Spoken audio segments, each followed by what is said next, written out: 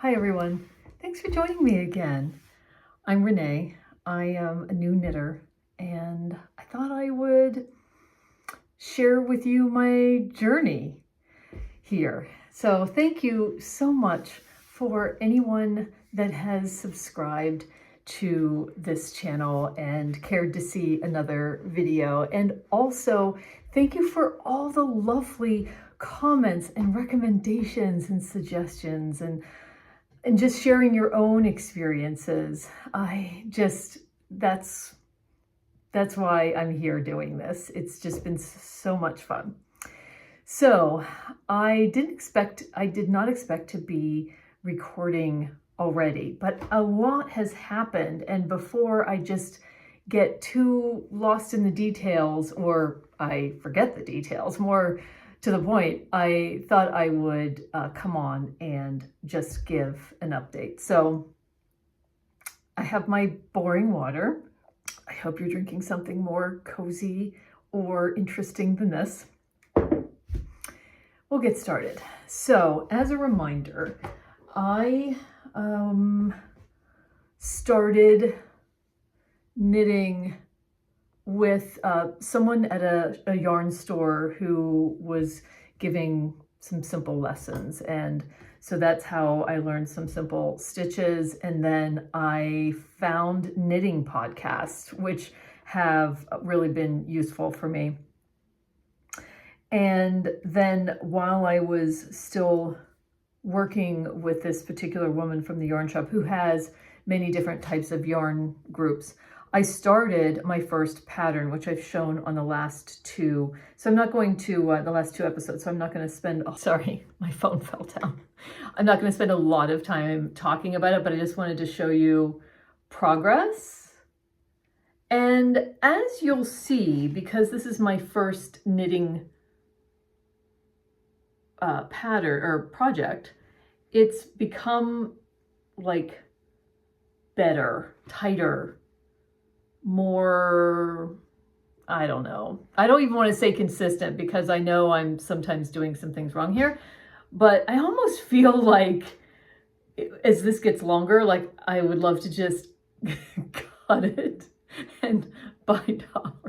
I don't know. But anyway, yeah, because this is really flared at the bottom and loose, and now it's just become more, whatever that sound means. Tighter, better. So I don't know. Does anyone ever do that? Is that a thing? Can you cut something off, or is that advanced? I don't know. This was also my first experience using circular needles, but straight knitting, or knitting flat as it's called. So the last time we met, I had decided on I wanted a project where I was knitting in the round, and I had decided on a beret for my daughter because my daughter has a beautiful chunky but older beret, and she said, hey, yeah, it'd be so cool if you could knit another one of these. So I'm getting on my Ravelry, which I am ReneePgh, Renee Pittsburgh. And this is the wheat scarf, by the way, by Tin Can Knits. I am keeping as good of notes on Ravelry about what that yarn is and what needles I used for that. But I will also put it in the show notes just to make it easier. And the Slouchy Beret is the next project that I put on, that I chose. And I actually had to pay for this pattern. It was the only second pattern that I've used, and I was like, I don't know if I want to pay for it, but I'm so glad I did. This is just the right project for me. It was so simple. It's by Shaina, Billow, and so I went to another yarn store. I wanted to try a couple different yarn stores in the Pittsburgh area, Pittsburgh, PA, and I chose Dream in Color yarn, and this is Bumblebee. That is the, I guess, type of yarn that it is, and it's in the colorway Golden Kisses. I'm going to show it in a second. It's 2-ply bulky weight, 80% superwash merino and 20% nylon. Here's, oh, I guess I'm going out of order, but this is a finished object. I don't have the cadence yet of typical knitting videos, but this is the finished object. It was supposed to have like this cute, almost like a spiral rib thing, but I messed up a couple times in the increases and decreases. So that's why it doesn't have like the cute swirl ribbing all lined up. But I loved how this yarn swirled naturally. I loved that. And I took pictures of it to show Sarah. Now, I tried this on when I had gotten a couple inches past the brim and it fit me. And I would say, Sarah, I can't remember the measurements, but we measured. So I think this is going to have just enough give. As you can see, I have not really finished this because I wanted to try it on before I block it. And, you know, I met gauge or was close to gauge on my swatch. I have notes in Ravelry about that. I have a couple dropped stitches that I noticed. So like there's two of them, I think. And I now have like needles for knitting. And so I want to, like yarn needles, and I have to look up a video to show me what to do with this little guy here. And there's another one. So if any of you know a video that, or not a video, but a podcaster a channel that would be good. I have found a couple that I really like that that you have pointed me to. So thank you so much for that. Yeah, I love this. It went so fast. If you're looking for a fast, chunky beret, and by the way, this was a one skein project. I was so nervous that I was going to run out of yarn that before I got done, I unraveled my swatch, which I really didn't want to do because, you know, I washed it and plus I wanted to save it. But I did because I was just so nervous. But I didn't have to because I still have a little bit of a nugget left. And this was 140 yards. And I can't remember, but I will put it up here, how many yards this project called for. Let me just check on Ravelry to see if I have any notes about this. I'm using size 10 needles. My swatch was one stitch off. I think one less stitch to meet gauge. This is my first knitting in the round. Yeah, I think the size 10 was great for this. I switched to size 10. Oh yeah, this was also the other skill, not just knitting in the round, but double pointed needles. I switched to size 10 DPNs. I watched a couple videos to learn how to do that. There's a couple areas. Yeah, this took me, I think I purchased this yarn on April 12th. I probably started this on the 12th or the 13th. No, the 13th probably because I did a swatch first. And I was done on the 19th. And it was not, of course, knitting all day long. So really nice. I couldn't be happier. I'll let you know how it turns out and I will take a photo after blocking and with Sarah wearing it. And I will learn what to do. I didn't want to do anything with, you know, I kind of knitted in the top, put the yarn through and cinched, and then I made a little knot, but I'm afraid to cut it off because I don't know. I will though. And then I will learn how to knit this in, but I haven't looked up that video yet. Lots of new skills learned there. I'm so happy about this. Like this opens up. I want to make, well, anyway, I will get to plans. I'm getting ahead of myself. All right, so what am I doing next? Well, for me, now that I have knitted in the round, I've joined in the round, my next thing was I wanted to make a pair of socks. I wanted to try the whole sock game. So what did I choose? I looked around and around and around, and I chose the vanilla socks on 9-inch circulars pattern by the Crazy Sock Lady Designs. It was $2. So I was like, you know what? Yeah, I'm good. I will pay the $2. So I didn't realize that you can buy, when you buy sock yarn, sometimes the skein is large enough for you to make a pair of socks. Like you don't have to buy a couple skeins. Hopefully I don't. So this is Regia 4-ply. I don't have the tag here, unfortunately, and so I don't know the color, but I will put it here because it's Regia Celebration 4-ply sock yarn, and the color is, oh, I forget, but I will put it here. Unfortunately, I forgot to bring up the label.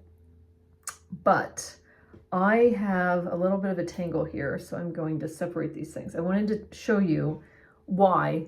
I want to explain why I have a wound up portion of this skein. So I left the yarn store. This is the same yarn store where I bought the beret yarn, but she didn't wind the ball. We were just talking. I paid for the thing. This was $18, by the way. So it was such a bargain, and that's why I chose it. I really wanted to buy a bargain skein of yarn to try socks. And so I looked up some things and learned how to wind the skein on a toilet paper roll, just the cardboard roll. So I did that, but then I realized how long it was going to take me to do this. So I just wound up enough and I started, which I'll show you in a second, but I have all of this left. Now I understand why I need a ball winder. Maybe just, you know, an inexpensive one. I see them on Amazon for like $23. Is that crazy? I don't know. But now that I have wound some of it, do I have the choice of now using a ball winder, or am I just out of luck and I just have to keep winding portions of this? That's fine if I have to do that. So that was number one. So $18. By the way, I'm going to go back and say that this was a $31 skein of yarn. That's why I was so nervous about running out of yarn, because I thought, I don't want to spend another $31 just to knit the top of this hat. No, I'm not going to do it. I was so nervous. Okay, so what else did I have to do to prepare for this? I have a set of Knit Picks interchangeable needles, circular needles that go from like size 4 to past 11. I can't remember. I love that. It's such a value. I'm so glad I got it.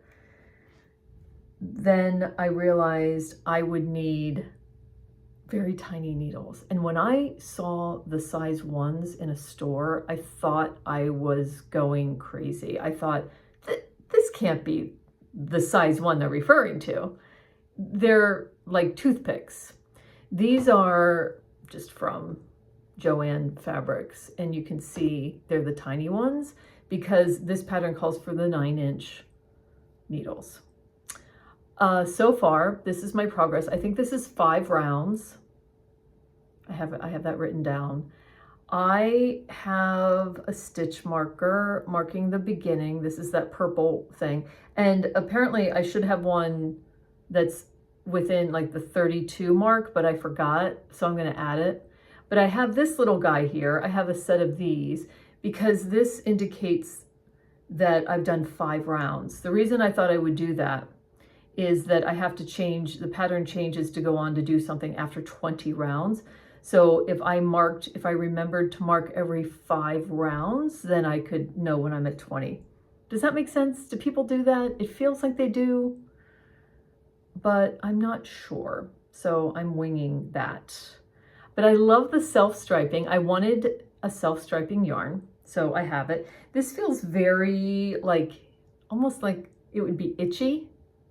So I'm not sure about this, but I spent $18. I'm really glad about that. And here I am trying to knit a sock. This looks like it would be very loose at the top. I'm doing the 64-inch, the medium.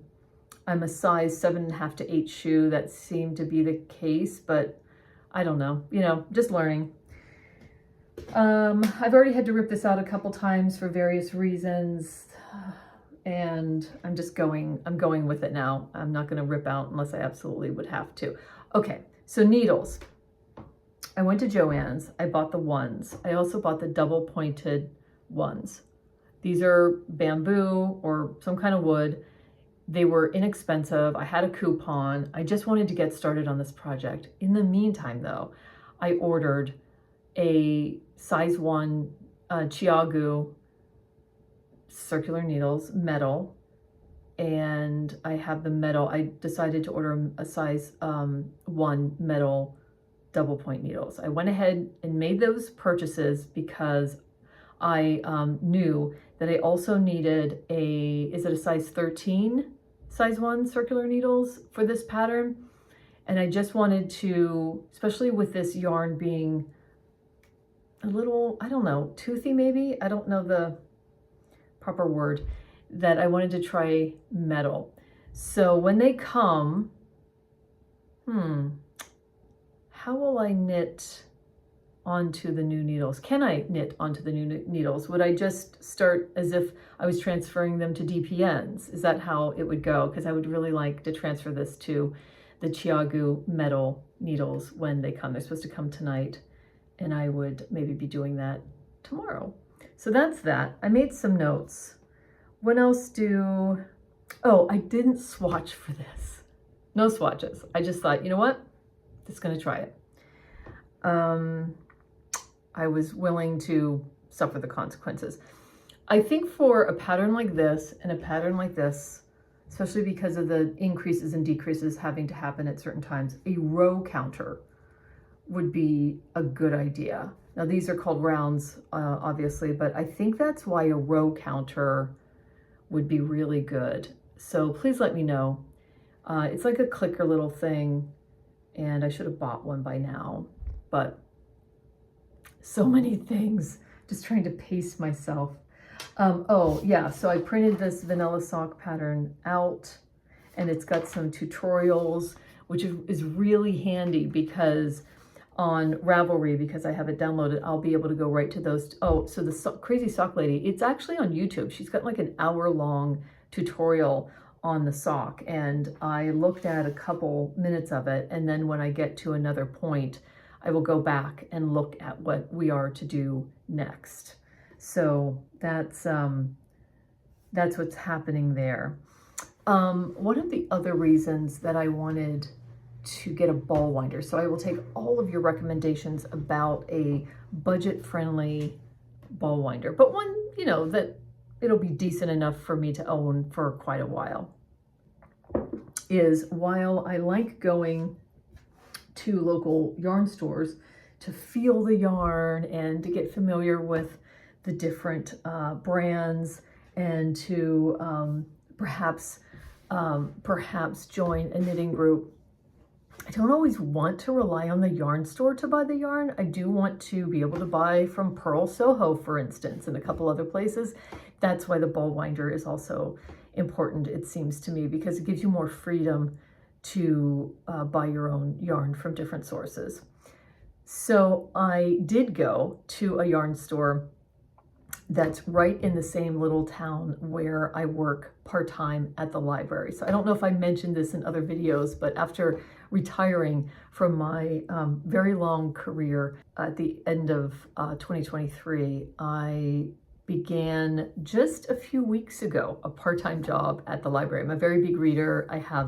It's just been such a joy working at that library. And that town also has a beautiful yarn store. So I went in there and met the young woman who was at the counter, and I also looked at their whole wall of sock yarn, and that was really fun. And they have a sale section, so I have to go back when I'm ready to start another project and take a look.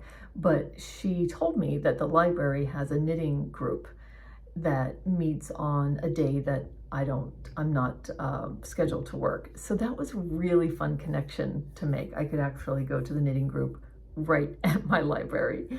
So that's fun. Yeah, so I will take all of your recommendations and feedback as always. And thank you so much for joining me on this third episode and getting into the conversation in the comments. Thanks, and I'll see you on the next one.